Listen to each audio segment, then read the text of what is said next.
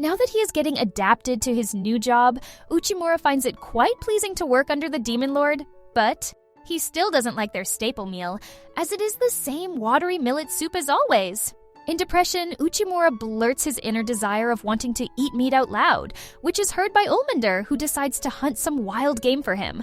Despite being not able to fight, Uchimura joins Ulmander and both head to a forest, where they encounter a giant boar. While Ulmander fights, Uchimura observes her techniques and skills and comes to the conclusion that she is fighting inefficiently and relying too much on her raw power. Still, she lives up to her title of being a heavenly king and takes down the boar, which they then share with a nearby orc tribe who was having trouble hunting because of this boar. At that time, Ulmander uses her special cooking skills and prepares some cooked boar meat by literally using her fire magic in cooking, which also burns half of the meat. Still, Uchimura dares to take a bite of it and then expresses how it tasted like. But he doesn't want to waste this much meat like that. As such, Uchimura decides to cook, like he used to in Japan, and prepares a decent meal with meat and mushrooms.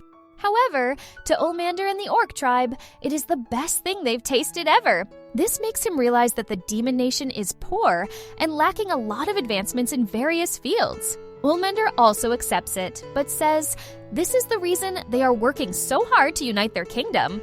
After leaving the village, Uchimura ends up telling Ulmander that she has a very inefficient way of fighting, and she should wear more clothes and armor to increase her defense. However, it offends Ulmander, who then tells him to leave her alone and return to the orc village. The next day, Uchimura tells Demon Lord everything that happened yesterday, after which Demon Lord tells Uchimura to make up with Ulmander as soon as he can. Then, Uchimura walks around the town to study the two races and discovers that while demi-humans use clothes and armor to protect themselves, demons wear light clothing to show how much they have trained and how strong they are. It is something they take pride in. In the meantime, Oral finds Ulmander sulking in a corner. Upon noticing her, Ulmander begins crying and says that Uchimura hates her. Apparently, she is worried that because Uchimura is not paying any romantic attention to her. However, Oral understands the situation, and she explains to Ulmander that from Uchimura's point of view, she is just acting like a nympho, shocking her so much that she rushes to find Uchimura immediately. Eventually, both of them find each other after running through the castle and end up apologizing for not properly understanding each other. However, Uchimura creates a misunderstanding for Ulmander by saying they will become a good partner. And this misunderstanding is further escalated when the Demon Lord awards Uchimura for his successful efforts in increasing his army, and he offers the magic stone to Ulmander in front of everyone, unaware that in demon culture it is a sign of a marriage proposal. The Demon King once again calls Uchimura, who thinks he wants to kick him out of his forces. He asks for his mercy without even knowing what even he did. The Demon Lord then calms him down and says he has a new task for him, which is to stop the conflicts between the demon and demi-human race. To begin with, he believes that the main reason behind their conflicts is that demi-humans think of themselves as inferior to the demons because they are unable to use magic. So he wants Uchimura to study the differences between demons and demi-humans, particularly on the topic of magic use. And he also asks him to consult with his fellow general Sylphid. With that said, Uchimura leaves the room and heads to Sylphid's office.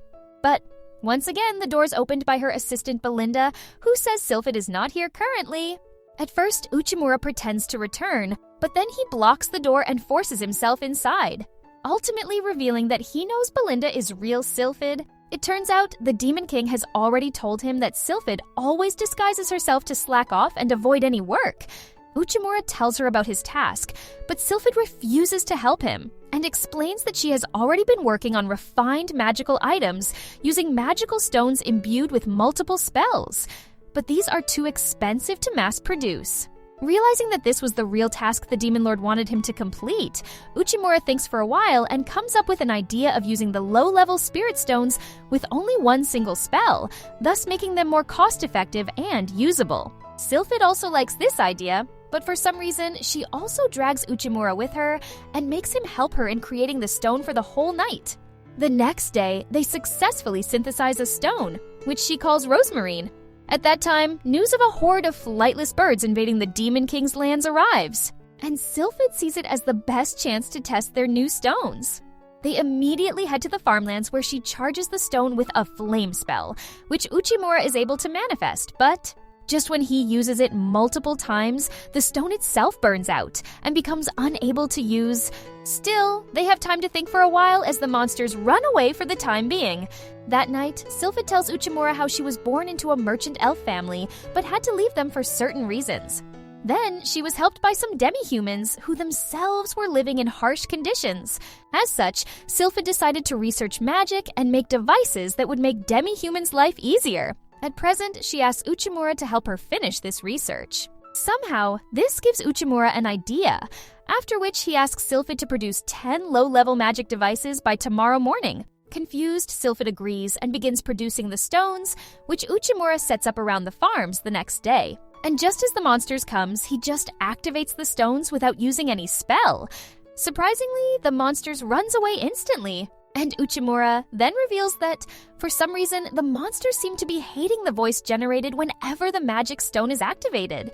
As a result, they run away instantly. And compared to shooting magic, just activating the stone consumes basically no magic power, making it a good choice for efficiency and long-term usability. Surprisingly, they later find that this voice is effective on other monsters also, making it a huge success. Because of this, Sylphid also opens up a bit to Uchimura about herself and says he can ask for any help he needs, though she would only help him if she were free. All the while, it is also revealed that Ulmander is still under the misunderstanding that Uchimura has proposed to her by giving the stone, and they are in a romantic relationship.